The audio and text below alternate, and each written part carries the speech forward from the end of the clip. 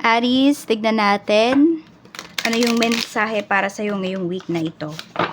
So, pwede nyo pong panoorin yung inyong other signs, Sun, Moon, Rising, and Venus. Kasi baka hindi kayo dito makaresonate.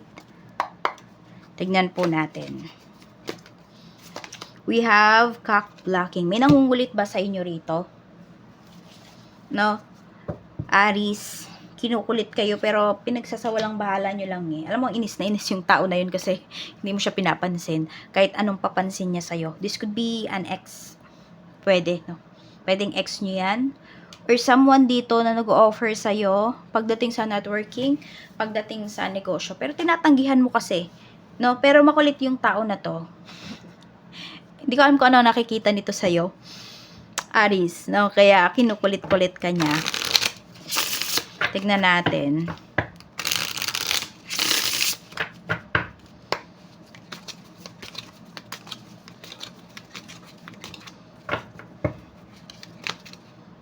Okay, meron ditong tao, parang sinisingil kayo. Okay, pwede may naibigay yung taong to, pero hindi mo naman hiniling yun eh. Binigay niya yun, kusa niyang binigay. Pero ngayon, meron dito, kinukulit kayo para singilin.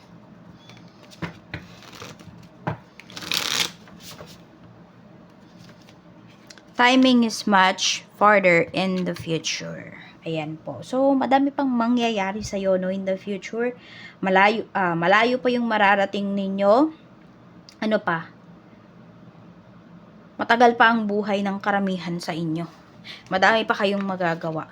Kaya kung sino man yung mga nangungulit sa'yo dito at nagbibigay ng stress yan sa'yo, huwag mong hayaan na sirain yan yung magandang thinking mo ngayong week na to.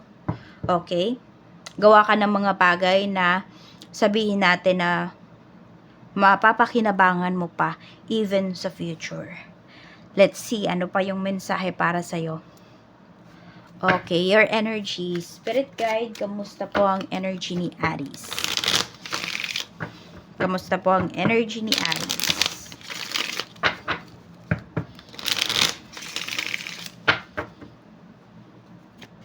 We have Wheel of Fortune. Ang ganda ng energy mo. Very hopeful ka rito ngayong week. No, kung meron ka man talagang, yun nga, totoo talaga na yung energy mo, mas fino-focus mo talaga yan sa mga makabuluhang bagay, sa mga bagay na may mapapakinabangan ka, may mabe-benefit ka. So, di ka na nagsasayang ngayon ng oras mo, ng efforts. Check natin. What is affecting your energy ba na yan? 5 of Wands. Ayun, may mga nandiya-challenge kasi sa'yo rito. Pwede may mga underestimate sa'yo. So, ipapakita mo talaga kung sino ba yung ina-underestimate nila. Sino ba yung, ayan, pwede kasi may mga aaway din sa'yo rito. Sabi ko nga sa'yo, di ba, pwedeng may naniningil sa'yo rito. Yung mga tinulong niya, sinisingil niya. Ganyan. So, maganda yung energy mo, pero may mga negatives na nakadikit sa'yo rito. Kaya nga, huwag mong hahayaan na makapenetrate yung mga yan sa isip mo at sa sitwasyon na mayroon ka ngayon. Tignan natin. Ano ba yung gusto mo ngayong week na to? 7 of Wands. Ayan. Talagang, naglalagay ka talaga ng healthy boundaries para sa mga taong to. Hindi mo man sila siguro maalis ng tuluyan sa buhay mo, pero nandun yung alam mo na hindi ka na nila maaabuso. 'Di ba? Hindi ka na nila magagawan pa ng masama. Hindi ka na nila hindi ka na nila masisiraan pa. Wala ka nang pake kung siraan ka man nila, ganun. Hindi na ganun nagmamatter, hindi na siya ganun kasakit. Tignan natin, okay, ito yung gusto mo, no? Yes, ito yung gusto mo. Iba sa inyo, gusto nyo nga talagang ikat na yan sa life ninyo eh. Pwede naman, pwede nyo namang ikat. Kaya lang kasi, diba, may mga tao talaga sa life natin na hindi natin ganun-ganun basta-basta maikakat. Let's see, what you need naman, we have the Hierophant. So, some of you, meron kayo ditong need pag-aralan. Ayan. Or, pwedeng ito ay tuition fee ng inyong mga anak. Kung meron na kayong mga anak, so, pwedeng need nyo na talaga yung bayaran kasi kinukulit na kayo. So, pwedeng ang nangungulit sa inyo rito, ito, pagdating sa inyo, pwedeng anak ninyo yan, yung nangungulit. Pwede rin naman na yung school nila. And, what you need prayers for some of you. So, baka nakakalimutan nyo na magdasal, nakakalimutan na ninyo na, ano ba, nakakalimot na kayo, basta alam nyo na yon, 'di ba? Sa mga paniniwala ninyo, sa mga religious beliefs ninyo, yung ganon, nakakalimot na kayo sa itaas. Tignan natin, bakit? Kasi iba po sa inyo, ang ganda-ganda ng mga nangyayari sa life ninyo eh. Sabihin natin, kung on a positive note, na yung mga dumidikit sa'yo dito ng mga tao, pwedeng sila yung nagpapaalala sa'yo na huwag mong kalimutan. Okay? Kung saan ka nang galing. Huwag mong kalimutan, Aries. Okay. Sabihin natin, si Universe, si God. Yan, yung iba kasi sa inyo pwedeng nakakalimot kayo rito. Dahil sobrang busy ninyo, sobrang ganda na nangyayari, pwedeng pagdating sa kaperahan po ninyo. So, tignan natin, ano yung challenges mo this week, maliban dyan sa mga taong makukulit. Page of Swords. Ayun, ang challenges mo this week, paano talaga sila iiwasan? Queen of Swords. At, yun nga, challenge talaga na, di ko kasi alam kung iniiwasan mo ba sila. Meron kasi dito, energy kasi ito ng umiiwas, na naku-curious, na gustong kausapin. Siguro marami kang gustong sabihin sa kanila, pero pagkaharap mo sila, hindi mo naman masabi. Oo. Parang, is either naaawa ka pa sa mga taong yun, or wala ka talagang lakas ng loob para sabihin yung mga dapat mong sabihin sa kanila, para matauhan sila. So, yan yung challenges para sa'yo this week. It's either, kakausapin mo or totally iiwasan mo na lang.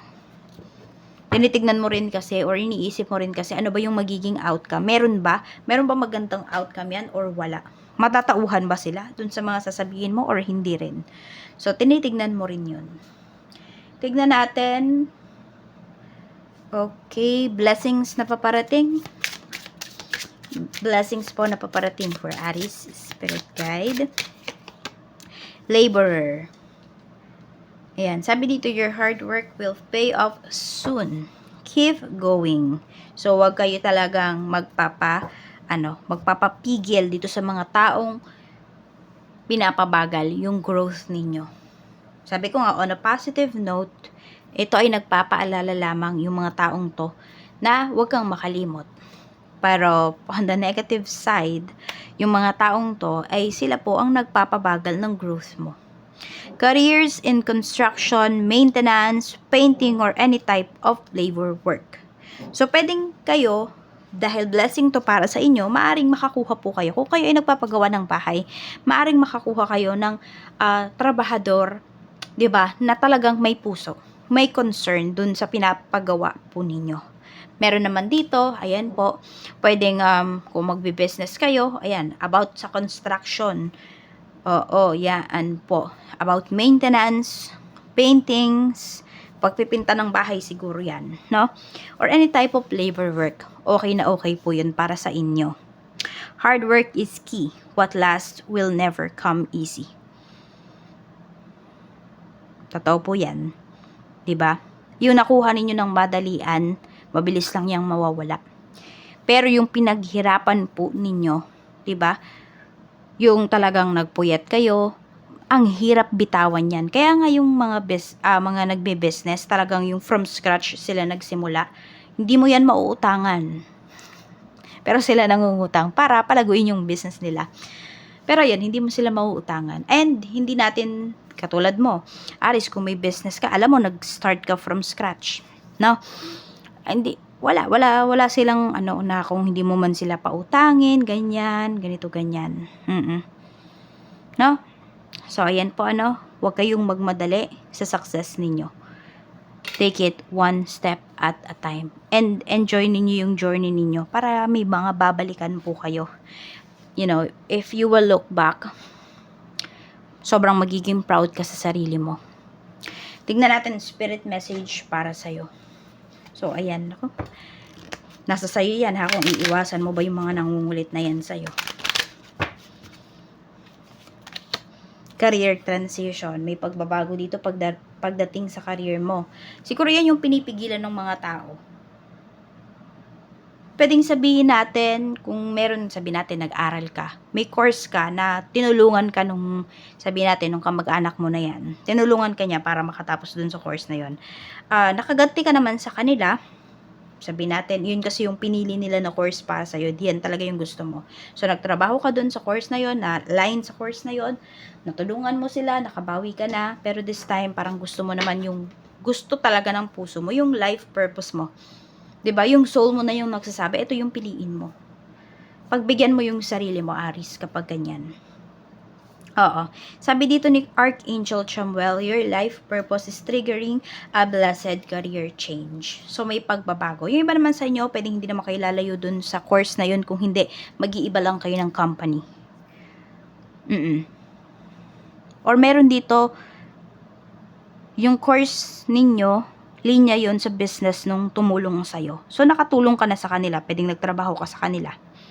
Tapos ngayon, gusto mo lumipat ng ibang company or ng ibang trabaho kasi walang growth na nangyayari sa'yo rito. So, go mo yan. Go mo yan, no? Sabi nga, ayan, no, timing is much further in the future. Mag-isip ka talaga ng mga plans or gumawa ka ng mga plans ngayon na magbe-benefit ka. Hindi lang ngayon, but also in the future, Aries. So, outcome ng week na ito para sa'yo. We have the Hanged One. Medyo mag-iisip-isip ka pa, magninilay-nilay ka pa. Death card. Pero yung pagbabago na pinipigilan mo, hindi mo na yun mapipigilan. Siguro, mapigilan lang sandali, pero mas matimbang yung soul desire mo. Yung sinasabi ng soul mo. Yung sinasabi ng isip at puso mo. Kaya sundin mo yon. So, ayan lang po. Maraming salamat, Aries. Mag-iingat ka and more blessings to come ngayong week na ito para sa'yo.